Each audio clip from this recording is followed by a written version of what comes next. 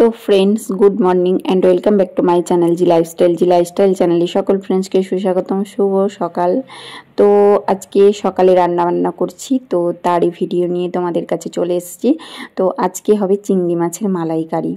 তো পুরো চিংড়ি মাছের মালাইকারির জন্য প্রথমে নারকেলগুলো কেটে নারকেলগুলো কুড়িয়ে নেওয়া হয়েছে। কুড়িয়ে নেওয়ার পর দেখো আমি কড়াইয়ে তেল দিয়ে দিয়েছি। আর মালাইকারির জন্য মাছগুলো ভেজেও নিয়েছিলাম, চিংড়ি মাছগুলো ভেজে নিয়েছি। আর এদিকে দেখো ফোড়ন দিয়ে দিলাম গোটা গরম মশলা, শুকনো লঙ্কা, তেজপাতা, আর কিছু নাই। মানে গোটা গরম মশলার মধ্যে এলাচ, লবঙ্গ আর দারচিনি, মানে এটাই ফোড়ন দিই আমি চিংড়ি মাছের মালাইকারিতে। তো দেখো ফাইনালি আমি ফোড়ন দিয়ে দিয়েছি। তো ফোড়নটা হয়ে গেছে, এবার পেঁয়াজ দিয়ে দেবো। তো পেঁয়াজটা দিয়ে দেওয়ার পর পেঁয়াজটা একদমই লাল লাল করে ভেজে নেব। তো ভাজার পর আমি আদা রসুনের পেস্ট দেব। তো একটু তেল কম হয়েছিল মনে হলো, তো তাই আর একটু তেল দিয়ে দিলাম। আর এবার হয়ে গেছে, দেখো ফোড়নটা আমার ভাজা হয়ে গেছে। আর ফোড়নটা একটু বেশি পরিমাণে দিয়েছি কারণ সেন্ট হবে, মালাইকারির মধ্যে যে গরম মশলার গন্ধটা বা সেন্টটা সেটা খুব ভালো লাগে। আর এদিকে দেখো পেঁয়াজগুলো দিয়ে দিয়েছি। তো পেঁয়াজটা একটু বেশি পরিমাণে দিয়েছি কারণ গ্রেভিটা একটু বেশি পরিমাণে হবে তার জন্য। আর এবার একটু লবণ দিয়ে দিলাম। লবণ দিয়ে দিলে কি বলতো, পেঁয়াজগুলো একটু তাড়াতাড়ি নরম হয়ে যায় আর ভাজতেও সুবিধা হয়। আর পেঁয়াজগুলো যদি গোটা গোটা থাকে সেটা কিন্তু একদমই ভালো লাগে না। তো পেঁয়াজগুলো লাল লাল করে ভাজা হয়ে যাওয়ার পরে আদা রসুনের পেস্ট ছিল ওটা দিয়ে দিলাম। তো এবার আমি হলুদ পাউডার দিয়ে দিচ্ছি। হলুদ পাউডারের পর অল্প একটু জিরা পাউডার দেব, আর কিছু দেবো না কিন্তু। আর একটু কাশ্মীরি রেড চিলিটা দিয়ে দিলাম। তো এই দিলাম। আর এদিকে দেখো মশলা, আমার গ্রেভিটা দেখো কি সুন্দর হয়েছে। মশলাটা অনেকটাই হয়ে গেছে কষানো। তো মশলা কষানো হয়ে গেছে। আর এই মশলাটা কষাতে কষাতে কি বলতো, নারকেল দুধ দিয়ে এই মশলাটা কিন্তু এবার কি বলতো, মশলাটা যখন লেগে লেগে আসবে তখন কিন্তু জল দেব না, এটার মধ্যে নারকেলের দুধ দিয়ে মশলাটাকে ভালো করে কষিয়ে নেব। অল্প অল্প একটু নারকেল দুধ দিয়ে তবে মশলাটা কষাবো। তো ফাইনালি আমি নারকেল দুধ দিয়েছিলাম। তো নারকেল দুধ দেওয়ার পরে মশলাটা এখনও কষাচ্ছি, ভালো করে কষিয়ে নিতে হবে কারণ মশলার কাঁচা গন্ধটা দূর করতে হবে, তার জন্য ভালো করে কষিয়ে নিতে হবে। তো ফাইনালি দেখো আমি নারকেল দুধ দেওয়ার পরেও কিছুক্ষণ কষিয়েছি। তো নারকেল দুধ দেওয়াটা আমি তোমাদের সাথে শেয়ার করিনি, কিন্তু মশলাটা দেখো তেল তেল টাইপের হয়ে গেছে। মানে নারকেল দুধ দিয়ে কিছুক্ষণ কষালে মশলাটা এরকম তেল তেল হয়ে যায়। তো ফাইনালি দেখো তেল তেল হয়ে গেছে, তার মানে আমার মশলাটা কষানো হয়ে গেছে। এবার আমি পুরো দুধটাই দিয়ে দেবো। তো ফাইনালি দেখো পুরো দুধটাই আমি একটু ছাঁকুনি করে ছেঁকে দিচ্ছি। যদি নারকেলের কিছু থাকে, মানে নারকেলের শক্ত অংশগুলো যদি থাকে, তার জন্য দেখলাম নেই, কিছুই নেই। তো তার জন্য আমি পুরোটাই দিয়ে দিচ্ছি। তো আর ছেঁকে দিইনি, প্রথমে ছাঁকলাম। তো লাস্টেরটা একটু ছেঁকে দিলাম, যেহেতু লাস্টের একটু নারকেলের যে উপরের অংশটা পরে, তার জন্য ছেঁকে দিলাম। তো ফাইনালি আমি নারকেল দুধ দিয়ে দিলাম। তো দিয়ে দেওয়ার পর এবার আমি গ্রেভিটাকে ভালো করে ফুটিয়ে নেব। ফুটিয়ে নেওয়ার পর আমি এবার নারকেল দুধগুলো দিয়ে দেবো, মানে নারকেল দুধটা না, সরি, আমি চিংড়ি মাছটা দিয়ে দেবো। তো এইভাবে আমি চিংড়ি মাছের মালাইকারি করি। আর এই চিংড়ি মাছের মালাইকারিটা আমরা খেতে খুবই ভালোবাসি, মানে আমরা সবাই খেতে খুব ভালোবাসি, মানে হাজব্যান্ড আমি দুজনেই খেতে ভালোবাসি। আর আজকে আমাদের বাড়িতে একজন এসছে, তো সেও খাবে তার জন্য। তো ফাইনালি দেখো ভেজে রাখা চিংড়ি মাছগুলো আমি এখন অ্যাড করে দিলাম, দিয়ে দিলাম ভেজে রাখা চিংড়ি মাছগুলো। তো চিংড়ি মাছগুলো দেওয়ার পরে কিছুক্ষণ ফুটিয়ে নেব। তো যখন বুঝবো যে এখন হয়ে গেছে তখন রান্নাটা আমার কমপ্লিট হয়ে যাবে। আর কি বলতো, চিংড়ি মাছের মালাইকারি করা অনেক হ্যাপা আছে, মানে অনেকটাই হ্যাপা। আজকে যেহেতু আমি অনেক কিছু রান্না করেছি, যেহেতু একজন আমাদের বাড়িতে এসছে, তো তার জন্য অনেক কিছু রান্না করেছি, মানে অনেক কিছু, মানে বেঙ্গল থেকে এসছে।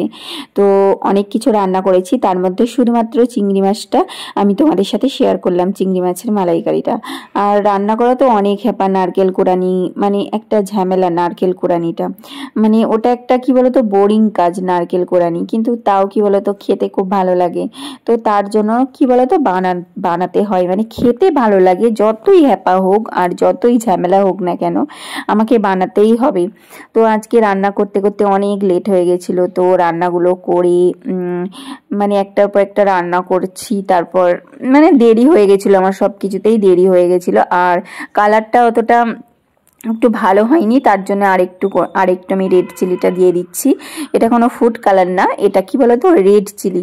তো রেড চিলিটা দিয়ে দিলাম। তো রেড চিলিটা দিয়ে দেওয়ার পরে কালারটা ভালো আসবে। আর দেখো কাঁচা লঙ্কা চিড়ে দিয়ে দিচ্ছি। আর মানে একদমই বলতে পারো মাঝামাঝি সময় দিচ্ছি কাঁচা লঙ্কাটা। তো এরপরেও আমি আরেকটুখানি আমাকে গাঢ় করতে হবে গ্রেভিটা। তো গ্রেভিটা গাঢ় করে তারপরে আমি তারপর নাবিয়ে নেবো, হয়ে যাবে। আমি যখন বুঝবো হয়ে গেছে তখনই নাবিয়ে নেবো। তো কাঁচা লঙ্কা দিয়ে দিলাম, কাঁচা লঙ্কাও দিয়েছি, শুকনো লঙ্কাও দিয়েছি। একটু ঝাল ঝাল না হলেও আবার খেতে ভালো লাগে না। আর এই রান্নাটা কি বলতো, একটু মিষ্টি মিষ্টি হয়। তো মিষ্টির সাথে একটু ঝাল, একটু লবণ, সব কিছু যদি অ্যাডজাস্টমেন্ট হয় না, তাহলে কি বলতো খেতে অনেকটাই ভালো হয়, খেতে খুবই সুন্দর হয়। তো এখন এবার ফুটতে থাকবে কিছুক্ষণ, তারপরে কি বলতো গ্যাসটা অফ করে দেবো। তো ফাইনালি দেখো আমার চিংড়ি মাছের মালাইকারিটা রেডি হয়ে গেছে। আর কালারটাও দেখো খুব সুন্দর এসছে। মানে যখন চিংড়ি মাছের মালাইকারিটাকে ফোটাই তখন কিন্তু কালারটা অতটা বোঝা যায় না, যখন হয়ে যাওয়ার পরে কিছুক্ষণ পর কালারটা কিন্তু খুবই সুন্দর আসে।